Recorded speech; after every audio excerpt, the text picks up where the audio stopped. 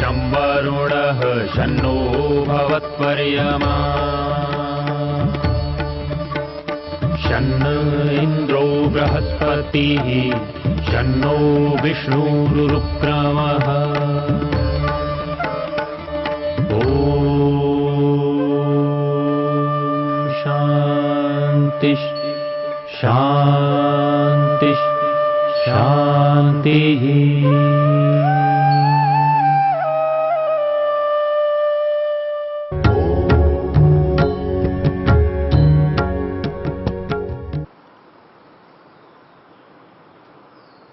ईश्वर हमें ये उपदेश देना चाह रहा है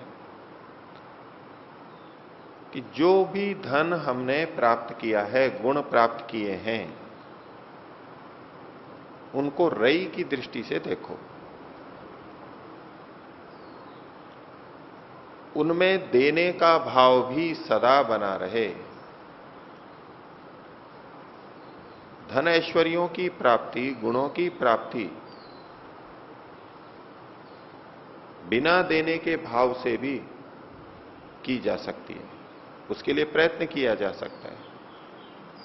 मुझे अपने लिए चाहिए, मैं अधिक से अधिक सुख प्राप्त करूं और उसका उपयोग मैं अपने लिए करूं। मात्र अपने लिए धन आदि की प्राप्ति की जा सकती है, प्रयत्न किया जा सकता है, इच्छा की जा सकती है। लेकिन ईश्वर का यहां उपदेश है कि इस धन संपत्ति को, इन गुणों को देने की दृष्टि से भी मन में रखें। दूसरों को देने के लिए ये हैं, इसका यह अर्थ नहीं कि वो हमारे उपयोग के लिए नहीं होंगे। हमारे उपयोग के लिए होते हुए भी उसे दूसरों को देना भी है, ये बात साथ में रखिए। ऐसा रई,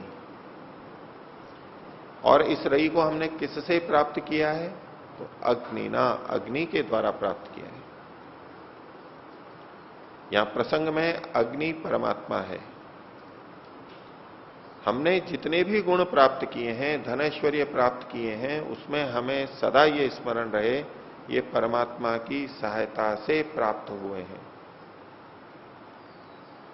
बिना परमात्मा की सहायता के मात्र मैं अपनी सामर्थ्य से इनको प्राप्त नहीं कर सकता।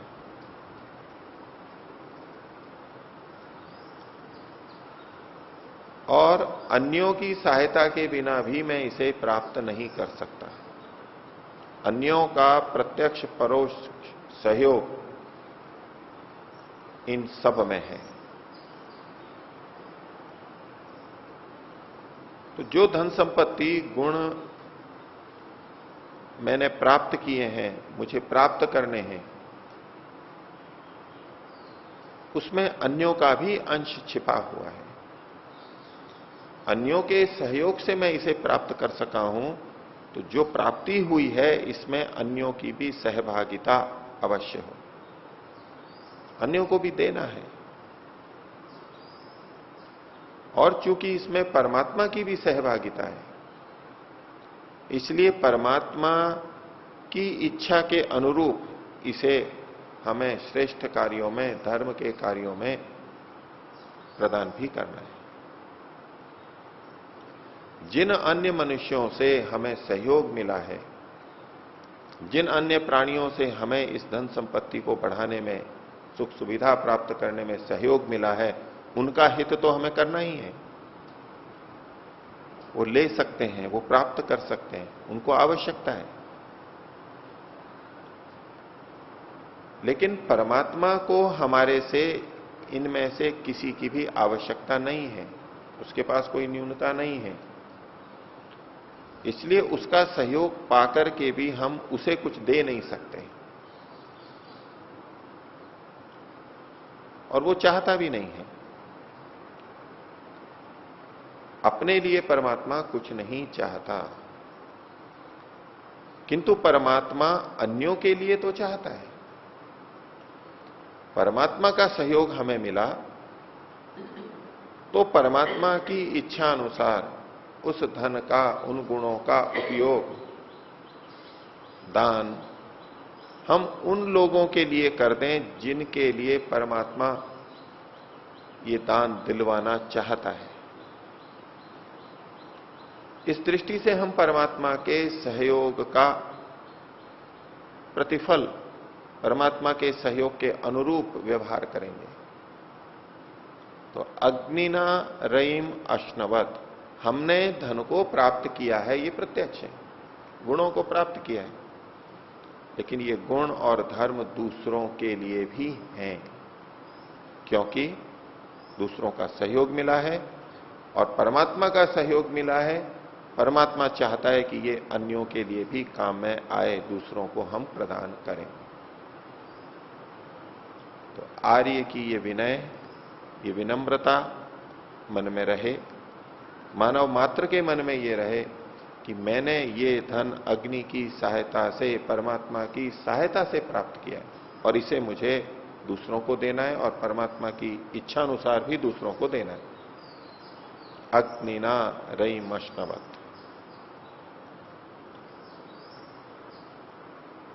ये रई कैसा है जो परमात्मा ने हमें दिया है? इसे हम किस प्रकार से बना सकते हैं, किस रूप में बदल सकते हैं? ये धन जो दूसरों को भी दिया जाना है,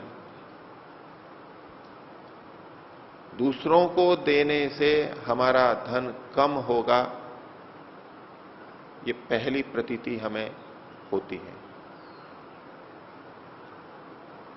प्राप्त किया तो बढ़ा और दूसरों को दिया तो वो कम होगा।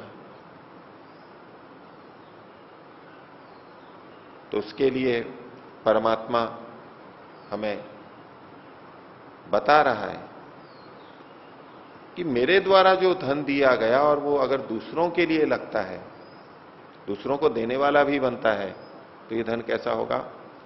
पोषमेव, ये पुष्टि करने वाला ही होगा। जो धन सीधा प्राप्त किया है वो पुष्टि को देगा। परमात्मा की व्यवस्था से जो हमने प्राप्त किया है वो हमें सदा पुष्टि देगा। परमात्मा के द्वारा, परमात्मा के विधान से जो धन ऐश्वर्य हमें प्राप्त हुआ है वो हमेशा पुष्टि देगा। परमात्मा के विधान के विपरीत जो हमें प्राप्त हुआ है, जो हमने प्राप्त कर लिया है, वो पुष्टि नहीं देगा। पुष्टि देगा तो वो हानि भी देगा।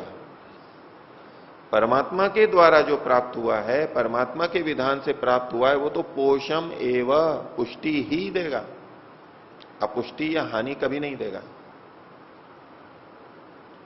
और परमात्मा के विधान के अनुसार, परमात्मा की इच्छा के अनुसार जब हमने उस धन और संपत्ति को, गुणों को दूसरों के लिए भी बना दिया है, दूसरों को भी दिया है, तब भी वो हमारी किसी प्रकार हानि नहीं करेगा, वो हमें पुष्ट ही करेगा। पोषमेव।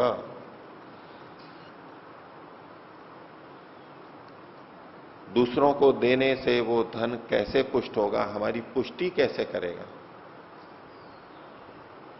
तो प्राय ये बात आती है कि परमात्मा फिर उनका हमें पुण्य प्रदान करेगा, भविष्य में हमें अच्छा जन्म देगा और धन देगा परमात्मा। वो भी अपनी जगह ठीक है, लेकिन वर्तमान में तो हमें हमारी न्यूनता दिखाई दे रही है। धन चला गया, समय दूसरों के लिए लग गया, श्रम दूसरों के लिए लग गया, तो परमात्मा ने आगे कहा पोषमेव दिवे दिवे, प्रतिदिन दिन दिन। ये पुष्टिकारक है, लेकिन कैसा? दिवे दिवे प्रतिदिन पुष्टिकारक है। ये जो दिन चल रहा है, इस दिन भी ये पुष्टि करेगा और अगले दिन भी पुष्टि करेगा। प्रतिदिन ये पुष्टि करने वाला है।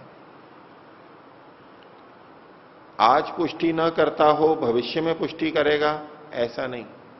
दिवे दिवे पोषम एव प्रतिदिन पुष्टि ही करता चला जाएगा।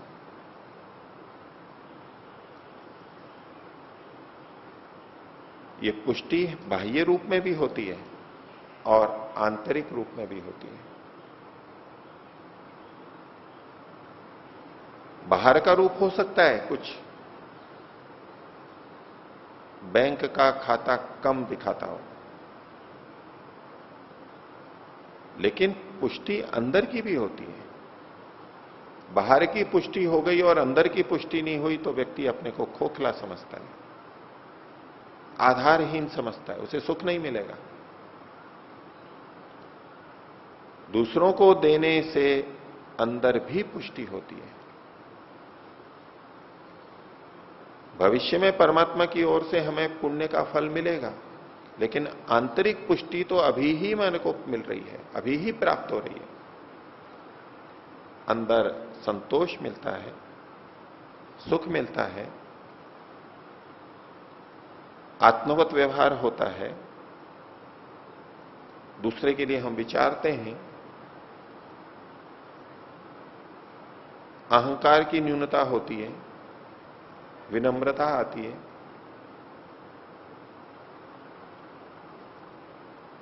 हमने अपने कर्तव्य को पूरा किया, ये एक संतोष आता है। तो अग्निना रहीम अश्नवत, अग्नि के द्वारा, अग्नि के परमात्मा के विधानों के द्वारा जो धन हमने प्राप्त किया है और उसका उपयोग हम परमात्मा के विधान के अनुरूप कर रहे हैं, तो ये पोषम एवं हमेशा पुष्टि ही करेगा और दिवे दिवे प्रतिदिन पुष्टि करेगा। इसकी पुष्टि का एक और प्रकार है, ये धन क्या करेगा? यशसम, ये यश को देने वाला होगा, कीर्ति को देने वाला होगा। जो धन संपत्ति परमात्मा के बिना, परमात्मा के नियमों के बिना प्राप्त की जाती है, उसका उल्लंघन करके प्राप्त की जाती है, वो यशसम नहीं बनेगा, सदा पुष्ट करने वाला भी नहीं बनेगा और वो यशस्कर भी नहीं बनेगा, अपयश का कारण बनेगा, बन सकता है, बनता ही रहता है। ये धन और ऐश्वर्य प्राप्त होकर के भी यश का कारण बनेगा, और जब हम इसको रई बना देंगे, दूसरों को देने वाला बना देंगे, तब भी ये हमारे यश का कारण बनेगा। यश की प्राप्ति हमारी पुष्टि करने वाली होती है, हमें संतोष देने वाली होती है। कोई व्यक्ति अपने आप में कितना भी धन कमा ले, बड़े बड़े भवन बना ले, बड़ी बड़ी गाड़ियां ले ले, बड़े बड़े खेत तैयार कर ले, बाग बगीचे, लेकिन हो सकता है कोई उसको पूछे तक नहीं, कोई उसको सम्मान तक न दे, क्योंकि वो दूसरों को देता ही नहीं है, मात्र अपने स्वार्थ में लगा हुआ है। और ये उस आदमी को सदा खटकेगा, क्योंकि उसने ये जो इतना धन वैभव इकट्ठा किया है, वो मात्र सुख के लिए नहीं किया है, सुख भी वो चाहता है, लेकिन इस सबको दिखा के वो अपना बड़प्पन भी चाहता है, अपना सम्मान चाहता है, अपनी प्रतिष्ठा चाहता है। अब संसार और अन्य मनुष्य किसी को बड़ा या प्रतिष्ठा वाला मात्र इतने से नहीं समझ लेते कि इसके पास बहुत कुछ है। यदि वो अपने धन को अच्छे कार्यों में लगा रहा है, दूसरों को सहयोग कर रहा है, आवश्यकता जिनको है उन्हें आवश्यकता पड़ने पर दे रहा है, तो उसका यश बढ़ेगा। ये तब होगा जब परमात्मा के विधि विधान से हम इसको प्राप्त करेंगे। अधर्म से प्राप्त करेंगे तो यश नहीं बढ़ेगा। लोग कहेंगे तो शोषण करके इसने किया है, धिक्कार है इसको, हमें दुखी करके इसने धन पैदा किया है, हमें दुखी करके स्वयं सुखों को प्राप्त कर रहा है। उसके प्रति घृणा होगी, द्वेष होगा, असम्मान होगा। तो अग्नि के द्वारा जिस धन को हम प्राप्त करेंगे और देंगे, वो यश सम, यश को देने वाला होगा।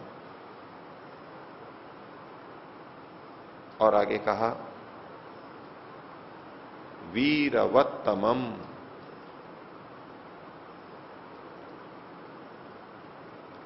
वीर वाला होगा, वीर व्यक्ति, श्रेष्ठ व्यक्ति उसके साथ में जुड़ेंगे। अच्छे से अच्छे श्रेष्ठ व्यक्ति जिसमें है ऐसा ये धन बन जाएगा।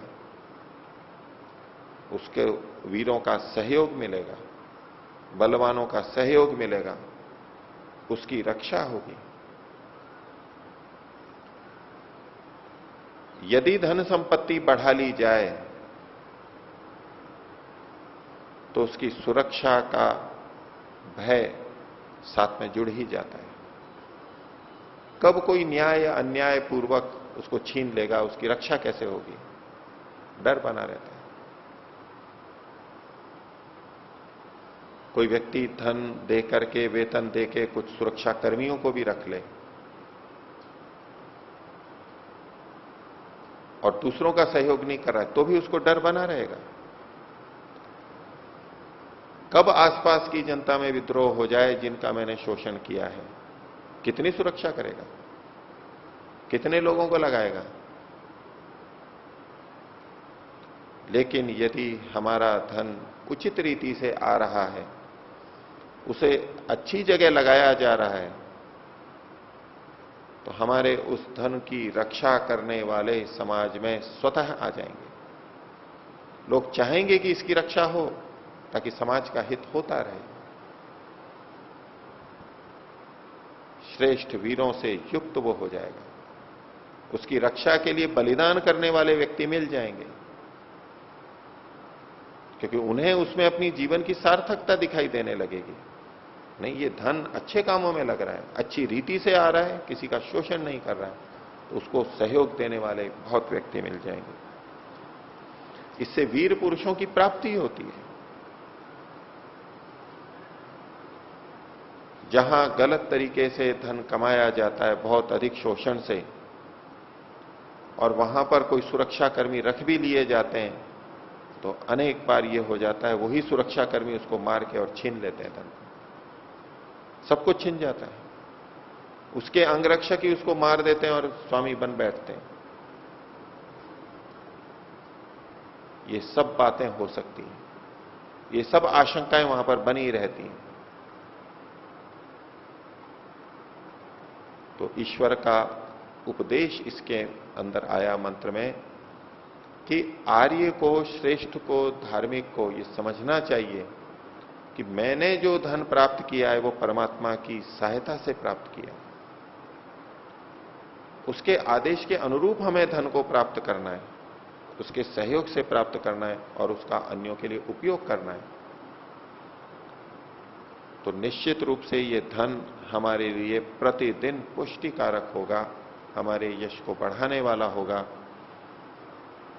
और वीर पुरुषों से युक्त होते हुए हम पूर्ण सुरक्षा के साथ, निर्भयता के साथ इससे युक्त रह सकेंगे, इसका सदुपयोग कर सकेंगे।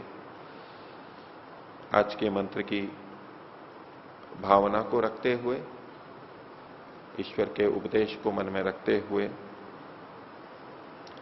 ओम का उच्चारण करेंगे।